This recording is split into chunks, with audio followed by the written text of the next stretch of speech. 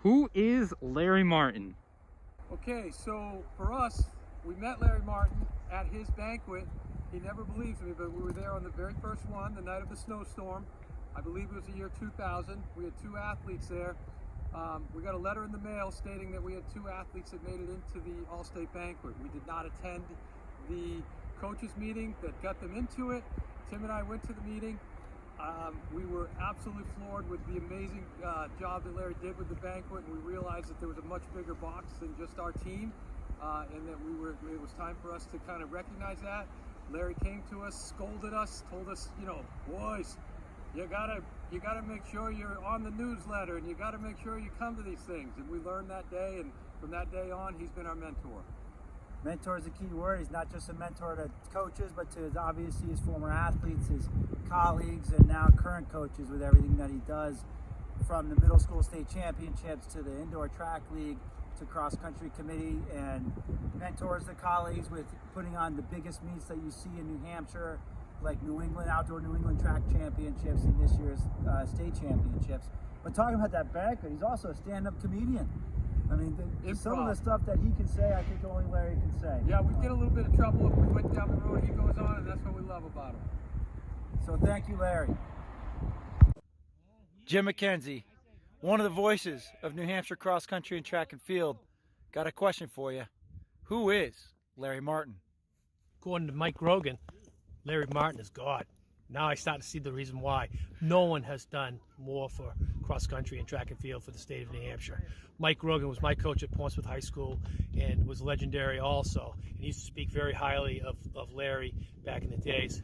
I knew Larry starting in 1979 when Larry was coach in Raymond, New Hampshire, when Raymond was probably one of the biggest powerhouses in the state. It was just a little town.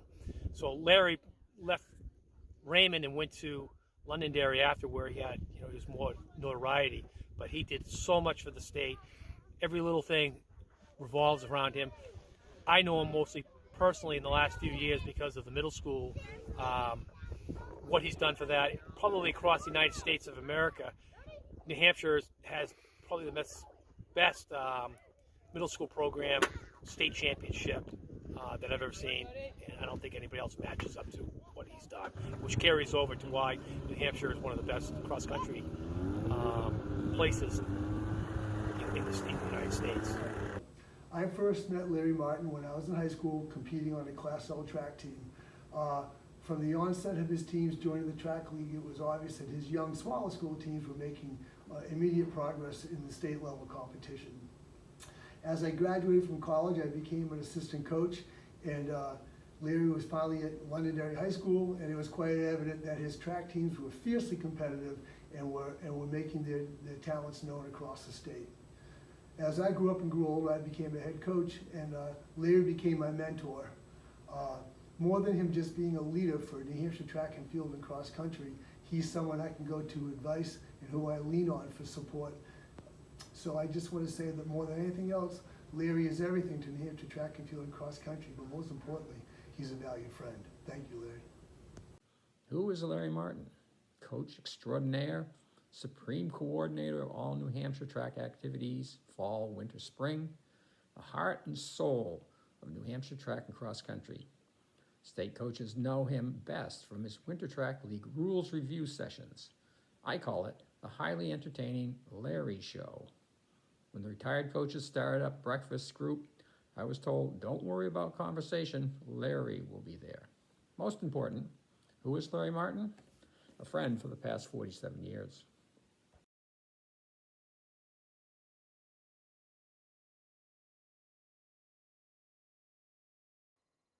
This is NewHampshireTrackandField.com. We're doing another episode of Around the Oval. I am Greg Hall.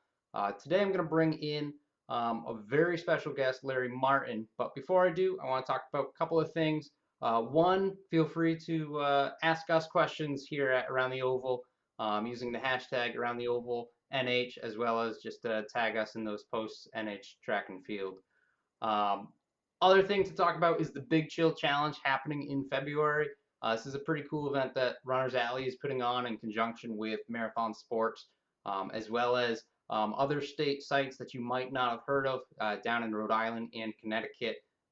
It's encouraging fitness, and it's only $9 to sign up, and all those proceeds actually go to help us. They're helping the site, and it's a good way to kind of stay moving, stay in shape, especially in February, another cold month. It's pretty similar to the Winter Warrior Challenge if you're familiar with that, but it's based off of an average, so you don't have to be out there every day, which is pretty nice, and I know I'm looking forward to it. So that all being said and out of the way, today I'm going to bring in a New Hampshire legend. He's a very hard man to introduce because there's so many different things about him. So Larry Martin, thank you for taking the time to talk to us tonight. That's okay. Yeah. So Larry, you're from New Hampshire, and I know this because I know as an athlete, you're a New Hampshire state champion, but I don't actually know where you're from. So where are you from, and how did you start running? Hey, I'm from Claremont, New Hampshire. I went to high school at Stevens High School. It was almost an accident how I started running. I two things happened. In middle school, I was called junior high, then in eighth grade, part of phys ed, you had to run a mile in the spring. And it wasn't even on a track, it was just around the field out back. But you had to run a mile and you got points on it, towards your grade. And I ran like a 5:05. I don't know the exact time, but it was very low fives. And I easily won. And I'd never run, at all in my life. So that sort of told me maybe I could do it. And I lived on Maple Avenue, right next door to Moody Park, where the high school cross country course was. And I used to go out there all the time, not for cross country, but there was just a big giant park where there was all kinds of athletic stuff. And one day, there was a kid out there who was running, and I was talking to him, and I went and ran with him a little bit. He just happened to be the captain of the Stevens High School cross country team, and I ran a little bit with him, and he said, "You want to come out for cross country?" And to be truthful, at that point, I didn't even know what cross country was. I really thought it was skiing. So I went out for the team. And actually, I have a story. Greg, can I throw a story in? Go for it. I ran, there were several of us freshmen on the team, and as a lot of freshmen, we had no clue what we were doing. So I just sort of ran with them, and we sort of stayed together, and we weren't very good. We just sort of ran a little pack and did the workouts and stuff. And when we ran meets, we weren't very good. We had a meet coming up against Winnicott High School, which happened to be the state championship team.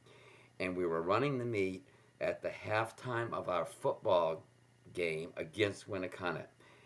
But only 12 kids were selected to run in it because it was only it was a time lapse.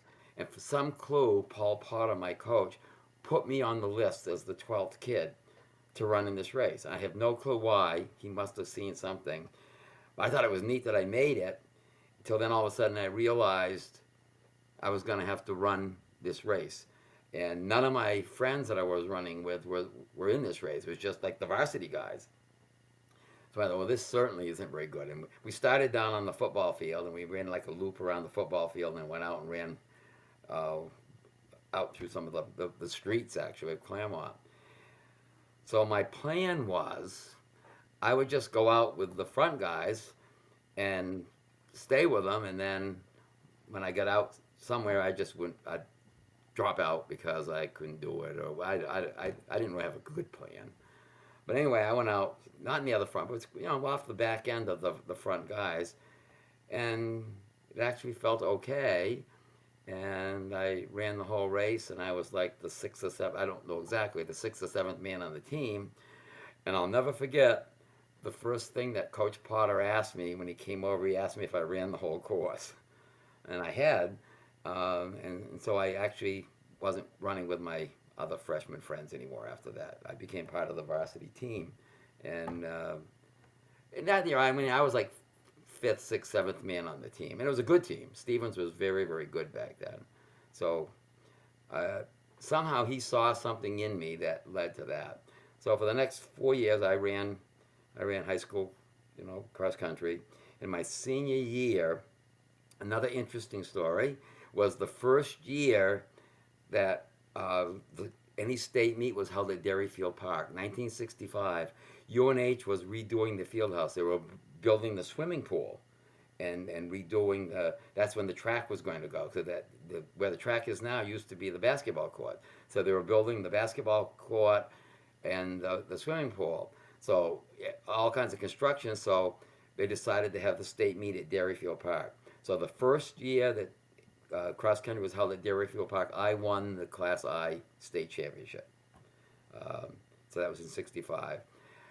While I was in high school, I earned 12 varsity letters in 5 different sports. I ran cross country for 4 years, but I did other sports. We didn't really have indoor track. We had a sort of a club thing, and so my first year I did that little club thing, but it wasn't that good. And then I didn't go out for spring track because they had a different coach, not Mr. Potter, and he was this mean guy who made everybody do all these calisthenics together, and the captains were the shot putters and stuff, and you all had to do push-ups and sit-ups, and this is what I heard. So I went out for the golf team that year. So my first year, freshman high school in spring, it was a spring sport then. I played golf, and I made the varsity, and I got my letter in it.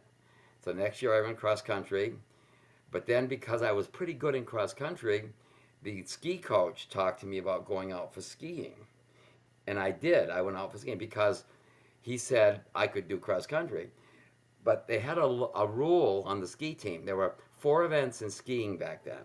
There was giant slalom, regular slalom, cross country, and jumping. And Stevens High School actually had a trestle jump out in Moody Park. So the rule was you had to do 2 events if you were going to do skiing. But I didn't downhill ski. So I couldn't do giant slalom and I couldn't do regular slalom. So I had to do cross country and jumping. I jumped once. If you've never seen ski jumping, you have these big skis, and when you have a trestle, you put them over your shoulder, you climb up to the top of the trestle. The trestle is like this slopey thing that goes down, and you put your skis on and you just go flying down this trestle and go off the end and jump. Well, you sort of jump. I just sort of flew off the end and rolled down the hill in a big ball. So that didn't go very well. So the next year, I didn't do skiing because I didn't want to do any more jumping, so I did the indoor track thing. And they actually had a state meet that year in indoor track, and it was at Phillips Exeter Academy. If I remember right, there were maybe 7 or 8 schools in it, but I don't remember anything about the races, but we did have a state meet.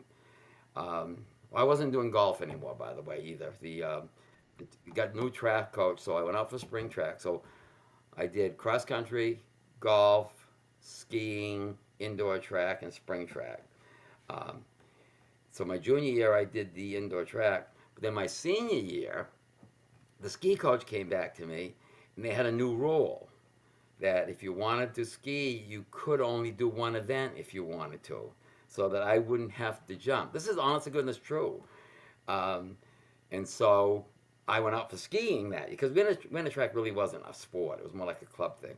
And practicing outside wasn't that much fun. At least skiing was a little more fun. So I did cross-country skiing that year, and I was 5th in the state meet in cross-country skiing. But I didn't really know how to do that, the whole glide and kick thing. I wasn't that good at. But I actually used to run on the skis, almost like there were snowshoes kind of thing. I would just sort of run along, and I'd fall down and stuff. But I did okay. So that was high school. So now I gotta ask, do you Go ahead. do you still play golf or go cross country skiing? Oh yeah, I mean Ed Daniels and I play golf a lot in the summer. Yeah, I didn't play much when I was, coaching and teaching and stuff. You just don't have a lot of time. Well, that's not true. In the summer I played some, but yeah, I still play golf. I don't ski at all. I hate skiing. I hate cold. We own a lake house, People, oh, you must go up and go ice fishing, and no, I don't do that. I don't do any cold stuff. All right, so after high school, you went to UNH, and then tell us about how you kind of transitioned from there into. Okay, I went to UNH and I ran at UNH, and when I graduated, Paul Sweet, who was my coach there, was retiring, and he suggested that Bill Phillips was taking over as the new track coach at UNH, but he was a decathlete. He knew everything but distance. So Paul Sweet suggested to him that I ought to take over the job as the distance coach.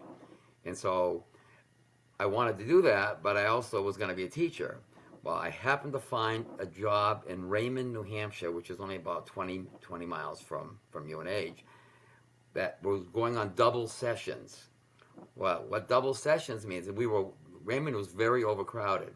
So the high school was going in the morning from 7 to noon. Basically in double sessions, the kids just have their classes. There's no study halls, there's no lunch. They go in, they have their 5 or 6 classes, and then they leave. And the middle school came in the afternoon.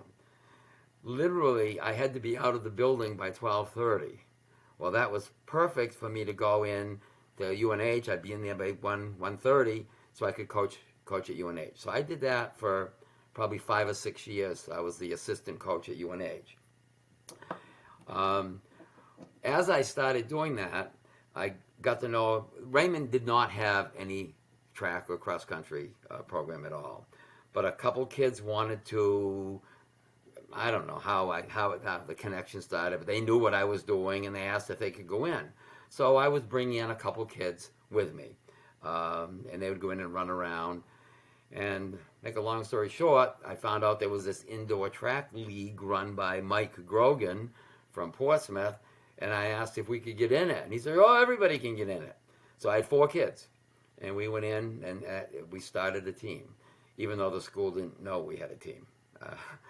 I just sort of did it on the sly. I mean, I don't think I was doing anything wrong. It was just I didn't know all the procedures you had to go through. So I brought the kids in, they competed, and the first state meet in Class I, we did really well, and we were in like the top 5 teams, and the school board found out about it and thought this was a really good idea. So we started that. I started a cross-country team. When I left Raymond in 1979, I was coaching girls and boys, cross-country, indoor track, spring track, and middle school. And the only assistant I ever had was Ed Daniels. The 2 of us were working together. We did it all without a track. During that period at Raymond, we won 9 state championships between cross-country, indoor, and spring track, which was pretty amazing for Raymond because I think the school started in the 1920s, but I think they'd only won 2 state championships in their history before then. So they were quite, especially the principal. John Callahan, he'd been the principal for like 30 years, and he was very into sports. And anything that Raymond kids did that were good, he thought was wonderful. So even though he knew nothing about track or cross country, he thought what we were doing was really, really good because we were winning. I'll never forget, he never missed the state meet that I coached at. And in cross country, he had no clue what was going on, but he met the Raymond kids at the end of the shoot and would shake their hand and thank them for being a Ram. So that was Raymond. And then in 79, I left Raymond to go to Londonderry, and I coached there until 2005 or 6, I think. All right, so you obviously had a lot of success at both schools. After coaching, lead us to the now. I mean, you're a volunteer, you're an official, you run the Winter Track League. Just talk to us about all the things that are going on currently. All right now, I organized the middle school state cross-country championships, which we didn't have this past year, but the year before we had 82 schools were represented at it and approximately 2,000 entries. I've been told, I don't know if it still is, But that meet's been going on for like, I don't know, like 40 years, I think. I got to tell you how I started it. I started it at Raymond because I was coaching the middle. When you're in a school like Raymond, the middle school and high school are all right together, and the kids all intermingle. And so if you have a team, like I was running a cross-country team, middle school kids came out, but there wasn't anything for them to do. There really weren't any meets. And so I actually started getting other schools to do it. I remember the first couple years, the only schools that had anything to do with middle school was Hood, Timberlane. Al Halpern was coaching down at Timberlane. Pittsfield had a good team. And us, I think that's maybe it. And then I had a high school athlete, Jamie Purington, who was a phenomenal athlete. I talked about him with Jimmy. But he after he graduated from high school, he got killed in a motorcycle accident. And his parents were so impressed with everything he did in track that myself and other athletes were the pallbearers at the funeral. And the parents said that they wanted donations made to me for track. No idea what that even meant back then. They just wanted something. So all of a sudden I had this bunch of money, and I wanted to do something for track. So I started the middle school meet. I said, we're going to use this money to have this meet. So we started it, I think it was in the early 70s, 73 or 4. And I think I had maybe 6 or 7 schools at Raymond. And then the next year or two, we added girls to it. We were the first team in school, the first state in New England to have girls. And that just has grown. When I left Raymond, it was really funny because the athletic director at the time, by then the meet had gotten pretty big. And he said, "You're not going to leave that meet here, are you?" Because that would have meant they would have had to run it. So I took it to Londonderry. Ned Thibodeau was the principal at Londonderry. He said, "Yeah, sure." So that meet's gone on ever since.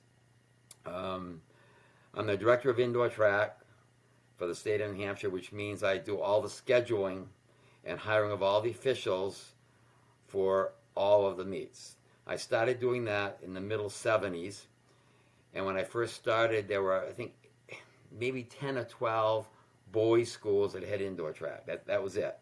Well, since then, it's grown. Like I said, we had 55 schools, I think, last year with girls and boys.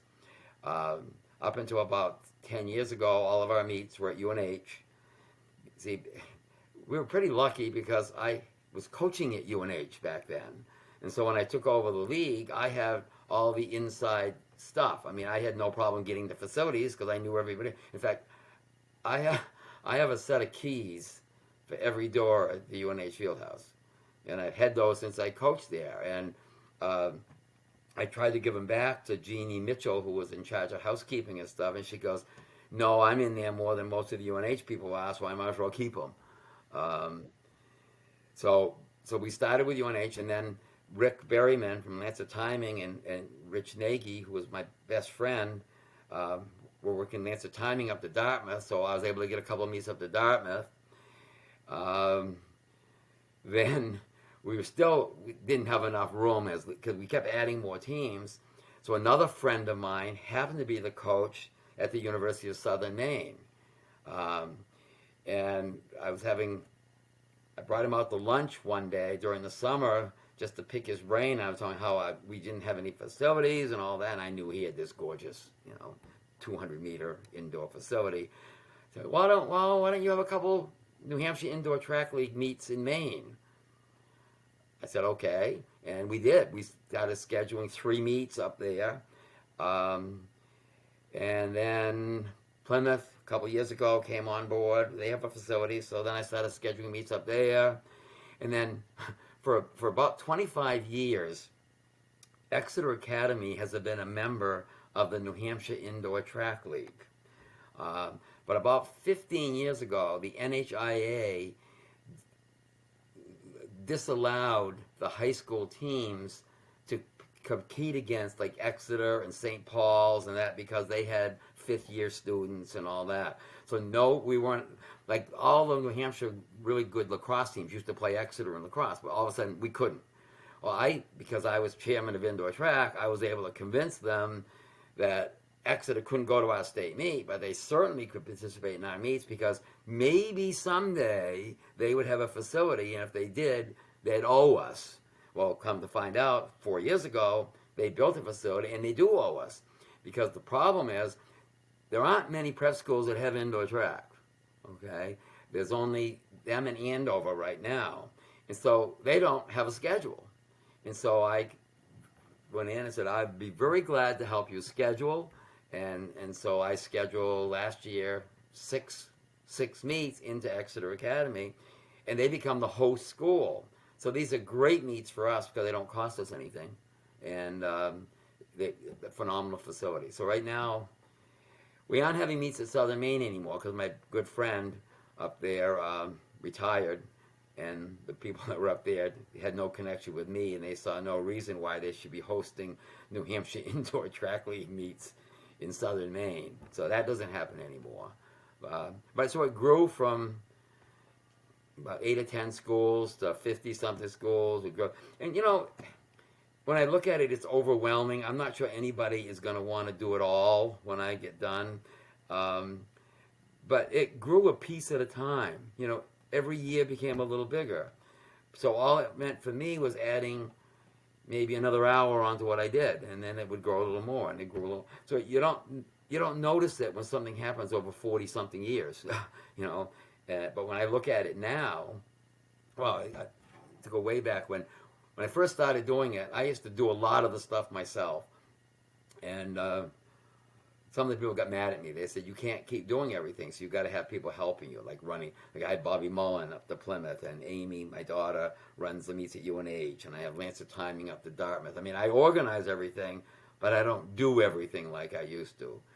But the budgeting, the scheduling, the hiring officials, everything gets more complicated every year. I mean, athletic training, you know, way back we never had athletic trainers. Well, then all of a sudden you have to have one at every meet, you know, and then they have to be certified. And the latest thing that's come up, some of the facilities are starting to require everyone has to have insurance, and you got to prove that you have insurance. And before any, it's just way more complicated than it used to be. Yeah, there's definitely a lot of stuff that happens behind the scenes. And that kind of segues into the next piece I wanted to touch on is a couple of years ago, we actually hosted New England's at UNH, and you were the go-to person for that. You were behind the scenes, you were doing the walkthroughs, and all of the planning and everything for that. So talk to us a little bit about that. I had actually done the New England's before, but not by myself. I did it with Ed Thibodeau when the New England's were held at Winnicott. I don't even know when. It all blends in together. And then later than that, we had the New England's at Salem, and I did it with Kenny Shaka. So I knew how much was involved. Both years when we did it, we spent the entire year before getting ready for it. So my daughter Amy is on the spring committee along with Tim Cox from Co-Brown. And for the last few years, the New England Council has been trying to get New Hampshire to host the New Englands. And, you know, the committee, oh yeah, that'd be a really good idea. But they had no idea, you know, what it entailed. So then, I don't know, 4 or 5 years ago, the New England Council, one of the states wasn't going to do it. So in February or March, they asked, why doesn't New Hampshire do it? So I guess they went to the committee, and I guess they were getting ready to do it. And Amy came to me and said, Dad, what do you think of this? And I said, well, that's the stupidest thing I've ever heard of in my entire life. And so she said, could you come and talk to the committee? So I went and actually talked to the spring committee and told them what it entailed. And I went through all the stuff that I did. And so I said, well, and who is it that's going to be the meet director? And they said, well, we're going to do it by committee. And I said, that's the second stupidest thing I've ever heard of. because there has to be someone in charge, someone that's willing to say yes or no to things, someone that's got to make sure everything is done. And so after I left, Mike Monahan was, I think, the assistant chairman. He was there. He said thanks for. So when I left, they decided that there's no way they were going to be doing this meet. And that was like maybe 4 or 5 years ago. And then the year before we hosted the New Englands, in June, I got a call from Dave Rosamek, who's the assistant director of the NHIA, and he asked me, could I come up and talk to him?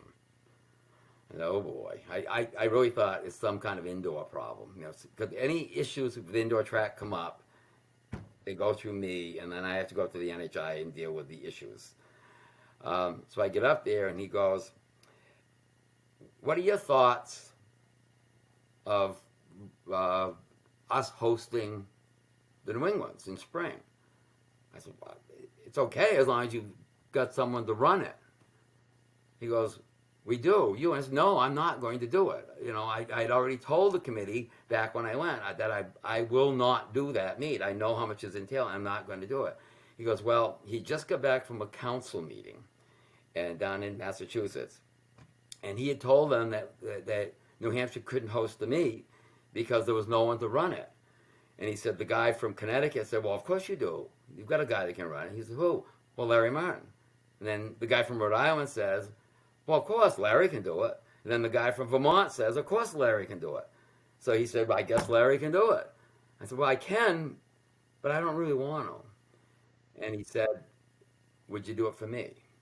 I said, well, I don't know, but I have to think about it. So I wanted to talk to Amy. Amy and Tim were talking about doing it, I think, on their own.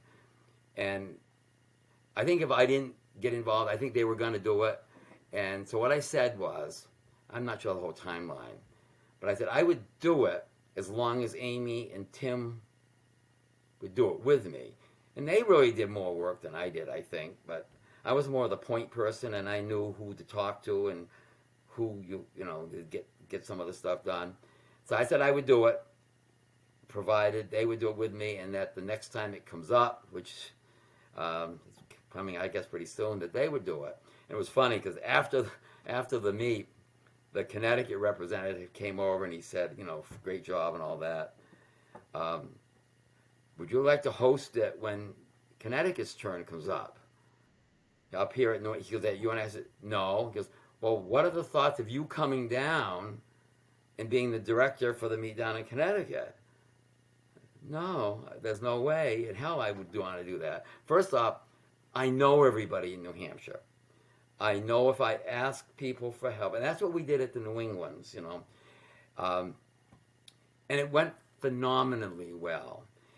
It went so well that Don Friedman, who's the director of the New England Council, immediately, like the week after, he goes, he's been talking to other council members, and they thought Durham is like the most centrally located of all the New England states.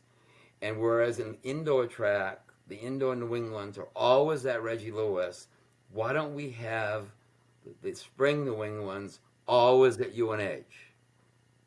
I said, no. If you don't want, and I went to Tim and Amy and said, if this comes up, you do not want. I'll tell you why. When you're running something big, it's very easy to get people all excited about it for once. You know, everybody wants to volunteer. Everybody's gung-ho. Everybody wants to help. The second time you go back to them asking the same stuff the next year, the enthusiasm isn't as great. By the time you get to the third or fourth year, anyone that's run big meets knows what I'm talking about. It gets harder and harder, and you do more of it yourself. So, no, I think we're in the rotation. I mean, in fact, that put us directly in the rotation. But there's only 4 states in the rotation. Vermont doesn't host it anymore because they can't get anybody to do it. And Rhode Island can't get a site. I mean, Brown used to host it. So now it's just Connecticut, Mass, Maine, and New Hampshire that are in the spring rotation. So it comes every 4 years, we should be hosting it. And the next meet directors will be Amy Sanborn and Tim Cox. Well, I know that's definitely something that we can kind of look forward to. You know, Larry, overall, just to thank you. I mean, everything that you've done and continue to do for the state. There's not a running coach or New Hampshire official who doesn't know you and what you do. So hopefully we can get a little bit more recognition for you from some athletes and some parents as well, because you really do make a difference with this sport. I think that it wouldn't be at the level it is in the state without all of your contributions. And it's not like you're gone. Like last year, you implemented FAT into the Winter Track League for indoor meets for the first time ever. And I mean, as a sprinter or former sprinter, I should say, that's so huge. Being able to have those 55 times and those 300 times actually means something. So again, that's just a testament to what you've done. So really, on behalf of the site and really the entire state, we just want to say thank you for all that you do, and thank you for your time. Well, thanks for having me. It was fun. And you're going to be on again, actually, in our next episode. It's going to be Larry and Jimmy talking about a whole bunch of stories and kind of a little bit more in depth of how you've gotten to this point. So once again, this has been Around the Oval for New Hampshire Track and Field. Thank you, Larry Martin. Guys, again, feel free to hashtag Around the Oval NH. Tag us in that at NH Track and Field. And we look forward to your comments or any questions that you might have for Larry. He's going to be on again, so let us know what you think. And thanks for tuning in, guys.